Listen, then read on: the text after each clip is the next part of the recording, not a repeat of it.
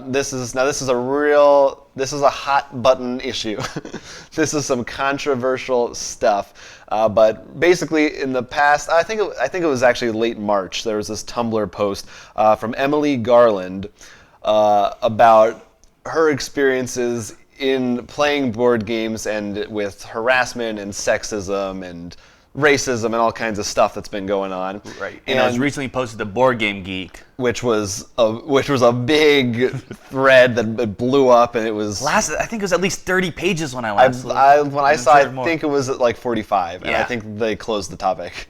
They finally closed it. I think it was actually the creator of it who requested it to be closed, which was not it was not the original person who posted it. Someone else posted it. But anyway, so it's been a big issue, and this is something that's kind of been, this kind of thing has been in the news a lot with Gamergate and video games. I would argue in just everywhere, in particular nerd culture. Yeah. I think a spotlight has been shown much more recently. But essentially, just to sum it up, she's particularly had experiences with tournaments and online harassment, and conventions. Then she also kind of called out Word, the company WYRD, who's a miniatures company, for possibly hiring people who may have been involved in some of this harassment, or for not doing enough to put a stop to it.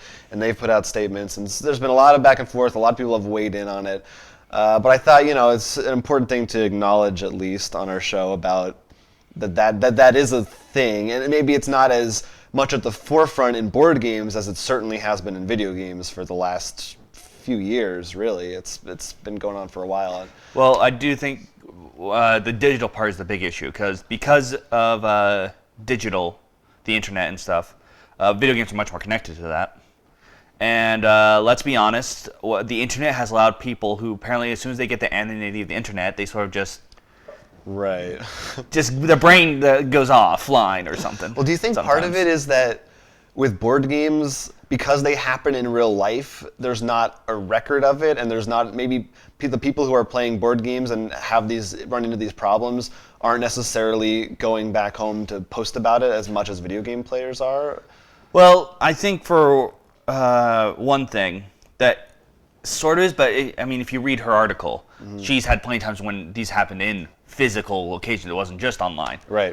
But I do think that makes video games a little bit easier. I actually watched a video, not article, unrelated in a way, but talking about why we need more local multiplayer back, and how you can't just scream profanities at someone and when they're literally sitting right next to you. Yeah, we do it. Yeah, but that's at a lot. There's a different kind of I know what you mean. Insult. But I think what's happening is, this is one of the internet's good. The internet has connected people, so you're not as alone as much. So people can, this post can actually say, yes, this actually happened to me. And some of those things are really disturbing if you read it. That happened. And so it allows for these communities to get together. Unfortunately, it also allows the bad communities to get together. Well, it's also kind of maybe because video games are so online, you are running into a much wider group of people, whereas tabletop games, you usually have a friend group that you chose already. You're not as much... that's where the tournament scene really comes in, and if you're going, but probably more people than video games at least are playing within their friend groups. Maybe I'm wrong. Maybe that's just my experience, but I guess there's some of both. It depends on who you are and what kind of player you are. But if you have your own group, but that's not a good. I'm just theorizing as to why we don't hear about it as much. I think another reason is we have to take into account personally us. Yeah. I know I went to some Magic tournaments, but really, you and I, when we play games, we don't go to our friendly local game store. We like our group of 4 people. Exactly. And that's it. So, for better or for worse, we don't come across these as much. And considering the fact we're also the white male, pretty much the top of the food chain in essence, we're not going to have those insults thrown at us as much. Right. It's a much tougher experience potentially if you're a woman or a minority or whatever they are, going out to you still want to be able, it's your right to be involved in a community in a tournament if you want to, without being harassed for it. Right. Yeah. And and not only that, going back to even ignoring the white male, we have the privilege of having our group of friends to do that with. Right. Some people don't. And I mean, I know when I first moved over to the East Coast, I didn't really have anyone who was like a nerdy friend and into stuff. And even when I played Magic, I felt awkward because I was also, like 10, 11, 12 compared to everyone else who's much older and not as smart making decks, still not.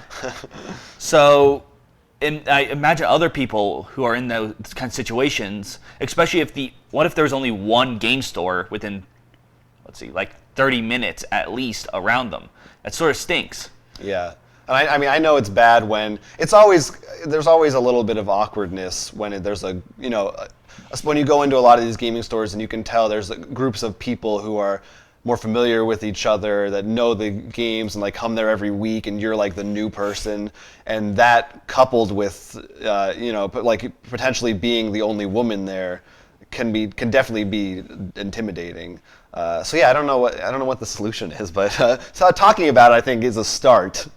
But that's really what it is. It's acknowledging that there is an issue first and foremost, and then because I think also a lot of people, same with video games, they just don't like to admit that there's a problem because it reflects poorly on their hobby. Well, yeah, and I think people's first instinct is to say, no, I'm not like that, so I don't think anyone's like that. Well, there's a lot of issues. I know I know I'm definitely guilty of this one, and there are a lot of people, especially I think in our groups, whether it comes to this or anything, are not a fan of conflict.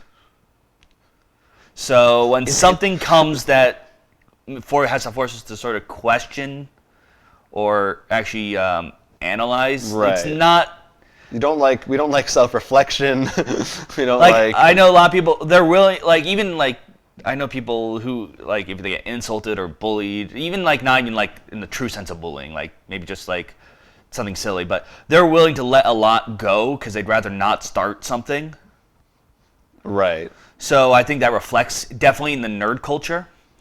I think another issue is because of what video games are and board games are an escape and stuff. I think a lot of people who maybe don't have the greatest social skills. That's the word I'm looking for. Yeah.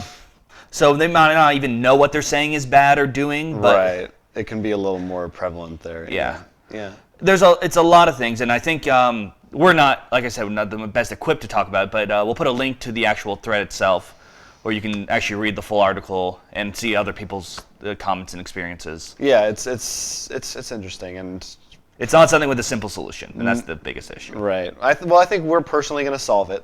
Oh, yes. I feel like we did 65% of the work just now. Yes. We softened it up for you. Everyone else, take this, run, go home with it. And by that I mean we took 65% backwards. Yeah, I give and I take. I'm a merciless God. Now then, that was a good discussion.